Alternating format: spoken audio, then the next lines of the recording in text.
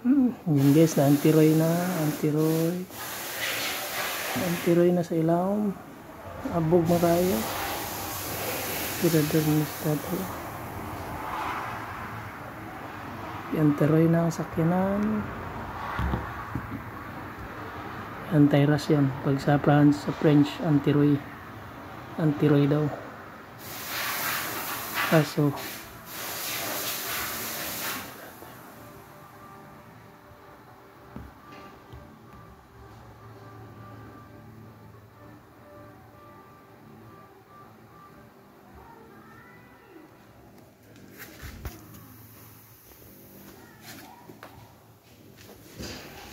yung isang nagmuni-muni, isang shoutout taga Bicol, shoutout sa taga Bicol.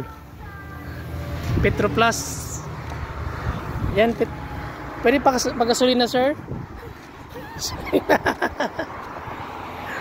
Yung dagat may dagat na pala doon, yung dagat kapag di dagat yung lake walang kadagat-dagat dito sa Canada. Yan. Anong masasabi mo sa Canada sir? Utang ina, boring. Mamamatay ka dito sa boring. Nagpalipad na nga sila ng airplane doon. Yan, binibenta nilang kotse. Gusto nyo ng kotse, car, nasira yung lock. Ano ba? Benta ba? Ha? Parang benta na. Binibenta nga siguro to. Hindi ko lang, daming display oh. Yan, sa Petroplus, punta lang kayo dito pag nagpa-antiroy kayo. Bukas sila ng, tingnan natin yung schedule. Antiroy. Over Lundi po siya. Lundi. Hindi pala makita.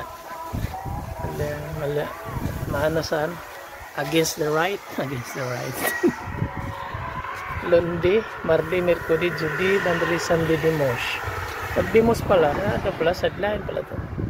Alas 8 hanggang 8 hanggang 18 sa Bogyo, 8 ano bang alas 8 sa pagpahingan sa Kuan, 18 alas 6. Alas 6 pag Sabado, Sunday, alas 8 hanggang 17. Alas 5 lang, alas 6, 18. Daga 8 wala, lama. Bent.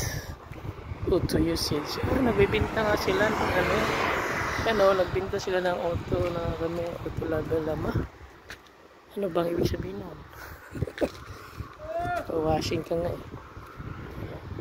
Gusto nyo bumili dito, punta lang kayo dyan. Yung mga sikanan nila. Sa 132 street ba ne? Hindi, magana na ako. Sunset na. Yan, malapit na sa simbahan to. Yan, punta lang kayo dyan. May simbahan ng ano ba ito? St. Ignace ba ito eh. Yan, malapit lang sila sa highway. Yan, yung Petroplus. 15 minutos gikan sa balay. Yan, maisan. Wala na yung mais oh. Naubas na yung mais. Ito na yung sikanan.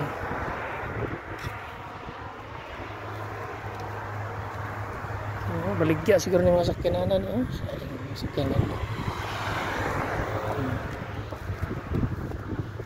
simbahan doon